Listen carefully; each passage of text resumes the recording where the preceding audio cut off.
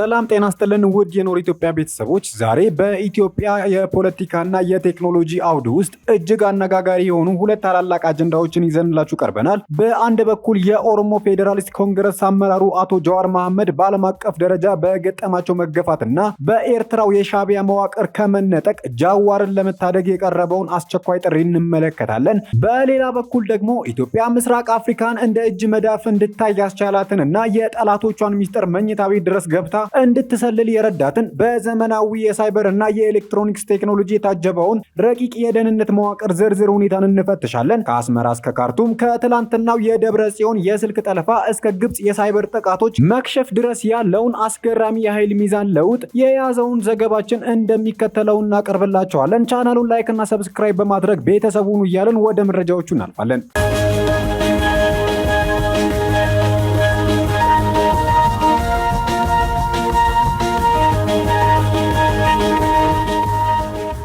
ኢትዮጵያ በአሁኑ ወቅት የያዘችው የቴክኖሎጂ አቅምና የደህንነት መዋቅር ብዙዎች ከሚገምቱት በላይ ረቂቅና ውስብስብ እየሆነ መጥቷል። በዘመናዊው ዓለም ጦርነት የሚሸነፈው በግንባር በሚተኮስ ጥይት ብቻ ሳይሆን ከዚያ ቀድሞ በሚሰበሰብ የመረጃ የበላይነት እንደሆነ ግልጽ ነው። የአሜሪካ የእስራኤልና የሩሲያ ወታደራዊ ስትራቴጂዎች ትልቁ ምሰሶ የጠላትን የመረጃ ሰንሰለት መበጠስና የውስጥ ለውስጥ እንቅስቃሴዎችን እንደ እጅ መዳፍ መመልከት ነው። ኢትዮጵያም ይህንን ፈለግ በመከተል ባለፉት ጥቂት ዓመታት ውስጥ የኢንፎርሜሽን መረብ ደህንነት ኢንሳን እና የብሔራዊ መረጃ ደህንነትን አገልግሎት በዘመናዊ የቴክኖሎጂ መሳሪያዎች በማስታጠቅ ወደ አዲስ ምዕራፍ ተሸጋግራለች። ጠቅላይ ሚኒስትር አብይ አህመድ ጦርነትን በቴክኖሎጂና ባነሰ ኪሳራ እንጨርሳለን ሲሉ የገለጹት ሐሳብ በምድር ላይ ያለውን እውነታ የሚያንጸባርቅ እንጂ ተራ የፖለቲካ ንግግር አልነበረም። ሀገሪቱ ከቻይና ከሩሲያና ከእስራኤል ያስገባቻቸው የሬዲዮና የኤሌክትሮኒክስ መገናኛ ጃመሮች በቀጠናው ውስጥ ትልቅ አቅም የፈጠሩ ናቸው። እነዚህ መሳሪያዎች ተራ የስልክ ልውውጦችን ብቻ ሳይሆን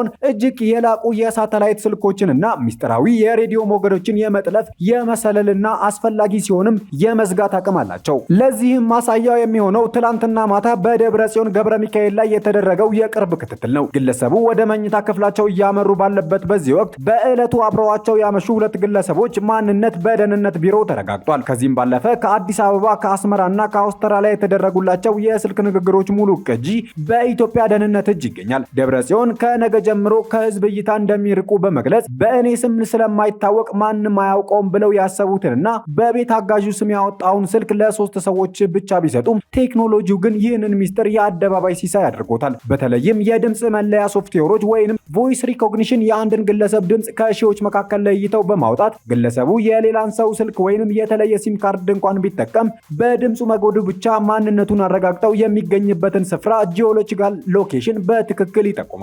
ለዚህ ማሳያ የሚሆነው በወቅቱ በደብረ ጽዮን ገብረ ሚካኤል ላይ የተደረገው ክትትል ነው። ከዚህ ቀደም የወጡት የተለያዩ ከፍተኛ አመራሮች የስልክ ልውውጦችም የሚያሳዩት ኢትዮጵያ በሳይበር ደህንነትና በመረጃ ጠለፋ ረገድ የደረሰችበትን ደረጃ ነው። እነዚህ ልውውጦች ሆን ተብለው ለህዝብ ይፋ የተደረጉት የጠላትን ስነ ልቦና ለመስበርና ሁሉንም ነገር እናውቃለን የሚል መልእክት ለማስተላለፍ ነው። የሀገሪቱ የሳይበር ጦር አሁን ላይ እንደ አራተኛው የመከላከያ ክንፍ ተቆጥሮ ከፍተኛ በጀትና የሰው ኃይል እየፈሰሰበት ይገኛል። ይህ ጦር የጠላትን ድረገጾች ከማጥቃት ባለፈ የውስጥ ሚስጥሮችን በማውጣትና የዲጂታል ፕሮፓጋንዳ ጦርነትን በመምራት ረገድ ቁልፍ ሚናን እየተጫወተ ነው።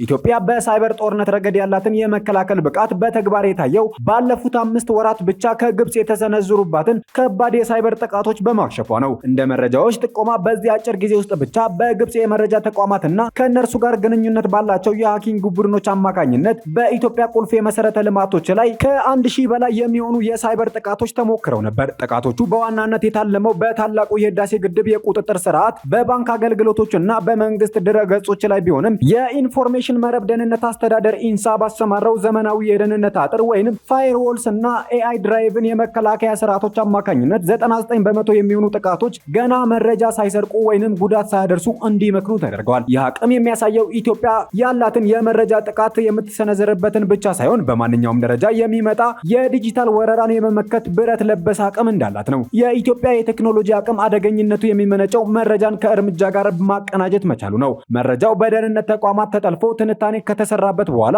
በቀጥታ ወደ ድሮን ኦፕሬተሮች ወይንም ወደ ልዩ ዘመቻዎች ኃይሎች ይተላለፋል።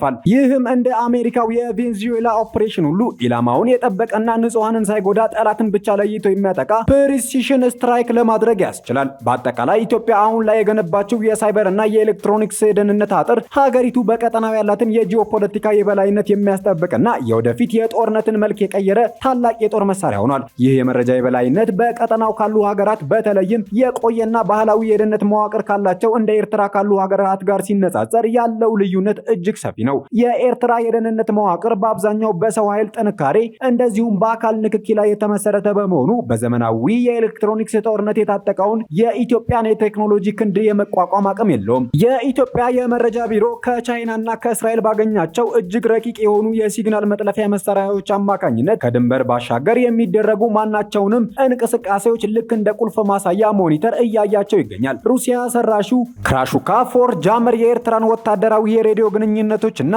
የራዳር ስርዓቶችን በማንኛውም ሰከንድ ብላይንድ ወይንም እውር የማድረግ አቅም ያለው ሲሆን ይህ ደግሞ በጦርነት ወቅት የጠላትን ሰራዊት እርስ በርስ ግንኙነት አጥቶ እንዲበታተን የሚያደርግ ገዳይ መሳሪያ ነው። የኤርትራ ደህንነት መዋቅር ለዘመናት በሚስጥራዊነት የታጠረ ቢመስልም የኢትዮጵያ የሳይበር ኃይል ግን ይህንን የግንኙነት አጥር ሰብሮ በመግባት የአመራሮችን ስልክ፣ የኢሜል ልውውጥና የሳተላይት ግንኙነት እንደፈለገ የመቃኘት አቅም አለው።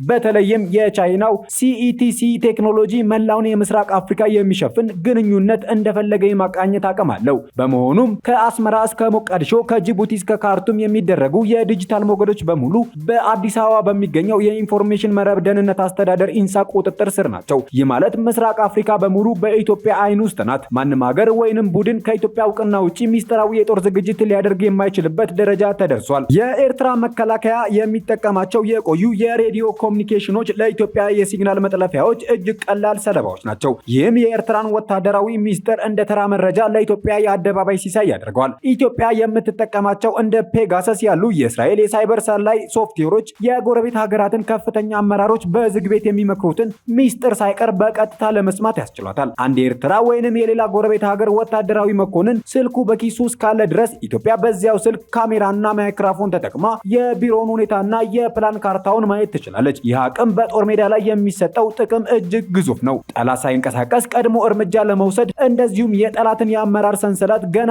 ጦርነቱ ሳይጀመር ለመበጣጠስ ያስችላል። ለዚህም ነው ጦርነት ባነሰ ኪሳራ እንጨርሳለን የሚለው የጠቅላይ ሚኒስትር አብይ ንግግር በቴክኖሎጂ የታገዘ በራስ መተማመን የሚያሳይ ነው የሚባለው። በሀገር ውስጥ የሚመረቱትና ለደህንነት ስራ የሚውሉ ሶፍትዌሮች በዋናነት ኢንድ ቱ ኢንድ ኢንክሪፕሽን የሚባሉትን ሚስጥራዊ የንግግር መተግበሪያዎች ሰብሮ በመግባት ላይ ያተኮሩ ናቸው። ከዚህ ቀደም የጠላት አመራሮች በቴሌግራም ወይንም በዋትስአፕ የምናደርገው ንግግር አይጠለፍም ብለው ያስቡ ነበር። ነገር ግን የኢትዮጵያ የሳይበር ጦር ዜሮ ዴይ ኤክስፕሎይት የሚባሉትንና ኩባንያዎቹ ራሳቸው የማያውቋቸውን የቴክኖሎጂ ቀዳዳዎች በመጠቀም የስልኩን ኦፕሬቲንግ ሲስተም ጠልፎ የመቆጣጠር ብቃትን አሳይቷል። የኢትዮጵያ የሳይበር ጦር ስልጠና ቢሆንም እጅግ ሚስጥራዊና ጥብቅ በሆነ መልኩ የሚከናወን ነው። ሰልጣኞቹ ከታወቁ የዓለም የሳይበር ጦርነት ማዕከላት እንደ ሩሲያና ቻይና ትምህርታቸውን አጠናቀው ሲመለሱ የሀገሪቱን ነባራዊ ሁኔታና የጠላትን ድክመት መሰረት ያደረገ አዲስ ስልት ይቀይሳሉ። ለምሳሌ የኤርትራን ደካማ የዲጂታል መዋቅር ለማጥቃት ትልቅ የሳይበር ጦርነት አያስፈልግም። ይልቁንም በሬዲዮ ሞገዶች ላይ የሚደረግ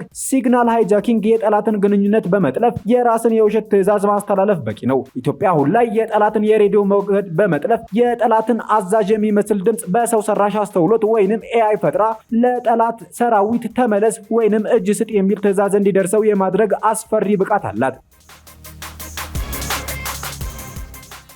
በሌላ መረጃ የኦሮሞ ፌዴራሊስት ኮንግረስ ከፍተኛ አመራር የሆኑት አቶ ጀዋር መሐመድ በአሁኑ ወቅት ከፍተኛ በሆነ ፖለቲካዊና ስነ ልቦናዊ ጭንቀት ውስጥ እንደሚገኙ እየተነገረ ሲሆን ግለሰቡን ከገባበት ቅርቃር የመታደጊያ ወቅት አሁን ነው የሚሉ ድምጾች በስፋት እየተሰሙ ይገኛሉ። አቶ ጀዋር በአሜሪካ ሀገር ውስጥ በቁጥጥር ስር ውሎ ምርመራ ከተካሄደበት በኋላ መባረሩን ተከትሎ የፖለቲካ ከለላ ሰጥታው የነበረችው ኬንያም አየር መንገዷን እንዳይጠቀም እስከ ማገድ የደረሰ እርምጃ መውሰዷ ተሰምቷል። በአሁኑ ወቅት በኔዘርላንድስ በጊዜያዊነት ተጠልሎ የሚገኘው ጃዋር ሀገሪቱ ለስደተኞች እያሳየችው ያለው ጥብቅ አቋም ለከፍተኛ ስጋት ዳርጎታል። ይህ ግለሰቡ ያለበትን ከፍተኛ አጣብቂኝ ብቸኛ አማራጩ ወደ ኤርትራ ወይንም ወደ ግብጽ ማምራት እንዳይሆን ስጋት የፈጠረ ሲሆን በተለይም የሻዕቢያ መዋቅር እንደዚህ አይነት አቅጣጫ የጠፋባቸውን ሰዎች ለጥፋት አጀንዳው የመጠቀም የቆየ ታሪክ ስላለው ጃዋርን ሳይቃጠል በቅጠል መታደግ ብሔራዊ ግዴታ ነው እየተባለ ይገኛል። እንደ ኦቦ ዳውድ ኢብሳና ረዳት ፕሮፌሰር ትንግርቱ ሁሉ ጃዋርም በሻዕቢያ የጥፋት ኔትወርክ ውስጥ ወድቆ የቤት ውስጥ አገልጋይ ከመሆኑ በፊት አቶ ጌታቸው ረዳ ከሚመለከታቸው የመንግስት አካላት ጋር በመነጋገር ጃዋርን ከመነጠቅ እንዲታደጉ ጥሪ ቀርቧል። በአሁኑ ወቅት ጃዋር መሐመድ በአመፅ መንገድ ወደ ስልጣን የሚመጣበት እድል ተዘግቶ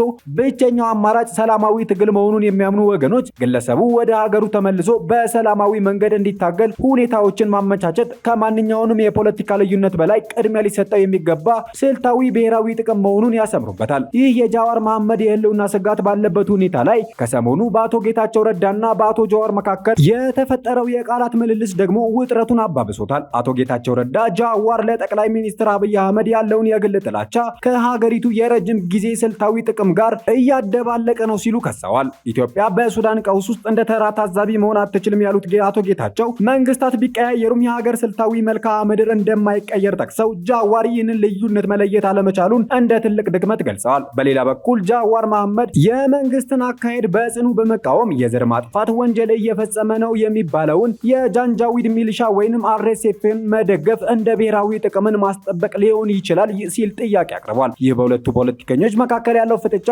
በኢትዮጵያ ፖለቲካ ውስጥ ሪል ፖለቲካ በሚባለው ሀገራዊ ጥቅምና በሞራል ስጋት መካከል ያለ ግጭት ቢሆንም ከሁሉ አስቀድሞ ግን ጃዋር መሐመድ ካለበት የውጭ ጫናና የሻዕቢያ አሰፍሳፊነት ወጥቶ ለሀገሩ ሰላማዊ ትግል እንዲበቃ የማድረጉን ተግባር የቅድሚያ ሊሰጠው እንደሚገባ እየተመከረ ይገኛል። አበቃን። ሐሳብ አስተያየታችሁን በኮሜንት ሴክሽኑ ላይ አስፈሩልን። ቻናሉን ላይክ እና ሰብስክራይብ በማድረግ ቤተሰብ ሁኑ እያልን መልካም ጊዜን ተመኘን።